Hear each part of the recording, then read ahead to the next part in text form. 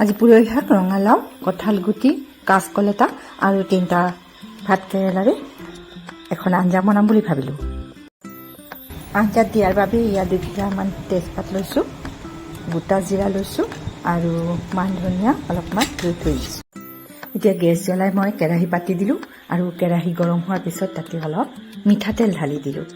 তেলখিনি গৰম হোৱাৰ লগে লগে তাতে তেজপাত, জিৰা আৰু কাটি থোৱা 2টামান কেঁচা জলকীয়াও এৰি দিলোঁ। এতিয়া তেলত এইখিনি খুব ভালদৰে ভাজি ল'ম।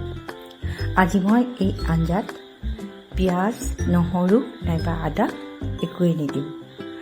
এইদৰেই এইখিনি ভজা হোৱাৰ পিছত মই লাহে লাহে আঞ্জাখিনি ইয়াতে দি দিম। প্ৰথমতে মই 2টা বিলাহী কাটি ৰাখিছিলোঁ, সেইখিনি তেলত দি দিলোঁ। এইখিনিও মই অলপ ভাজি ল'ম আৰু আজিৰ এই নিৰামিষ আঞ্জা বহুদিনৰ পৰাই ভাবি আছোঁ, বনাই খাম বুলি সময় পোৱা নাই। আৰু এতিয়া বিলাহীখিনি অলপ ভজা হৈ গ'ল। এতিয়া মই কঁঠাল গুটিখিনি বাকলি গুচাই টুকুৰা কৰি ৰাখিছোঁ।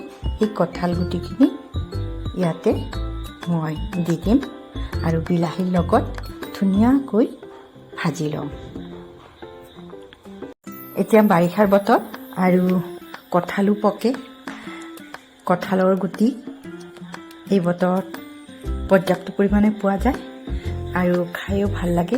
কঁঠালৰ গুটি ভাজি খাব পাৰি, আঞ্জা দি খাব পাৰি, মাছ মাংসৰ লগত বনাব পাৰি, যিকোনো বস্তুৰ লগত বনালে, যিকোনো আঞ্জাৰ লগত বনালে কঁঠাল গুটি বৰ সোৱাদ লাগে খাই।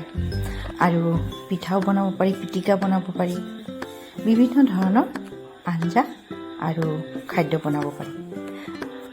আৰু এনেকুৱা মিক্স আঞ্জাত, নিৰামিষ আঞ্জাত কঁঠাল গুটি দিলেতো আৰু কথাই নাই, খুবেই ভাল লাগে খাই। এতিয়া মই কাটি থোৱা গুটিখিনি পাচলি ইয়াতে দি দিলোঁ। কেৰাহীত দি পাচলিখিনি অলপ সিজিব দিম আৰু তাৰপিছত মছলা এড কৰিম। এতিয়া মছলা দিব লাগিব। আধা চামুচ হালধি গুড়ি দিলোঁ, আধা চামুচ জিৰা গুড়ি দিলোঁ আৰু আধা চামুচ ধনিয়া গুড়ি দিলোঁ। ইয়াতে মই কাশ্মীৰী মিৰ্চৰ গুড়ি নিদিওঁ আৰু কোনো ধৰণৰ শুকান জলকীয়াৰ গুড়িও নিদিওঁ। কেঁচা জলকীয়াৰ পৰা এটা ধুনীয়া সোৱাদ আহিব আৰু যদি অলপ জ্বলা লাগে জ্বলা হ'ব। তাৰপিছত মই প্ৰয়োজন অনুসৰি নিমখ দি দিলোঁ। ইয়াতে আপুনি সোৱাদ বঢ়াবৰ কাৰণে অলপ চেনিও দিব পাৰে, নিদিলেও কথা নাই, নিমখটো জোখমতে দিলেই হ'ল। কাৰণ নিৰামিষ আঞ্জাত নিমখ বেছি হ'লে খাব নোৱাৰি। এতিয়া মই আঞ্জাখিনি খুব ভালদৰে লৰাই ল'ম আৰু মছলাখিনি ভালদৰে মিহলাই ল'ম। এতিয়া ঢাকনি মাৰি 5 মিনিটমান সিজিব দিলোঁ।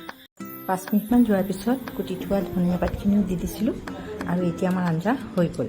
ভিডিঅ'টো চাই কেনে পালে লাইক কমেণ্ট কৰি জনাব দেই।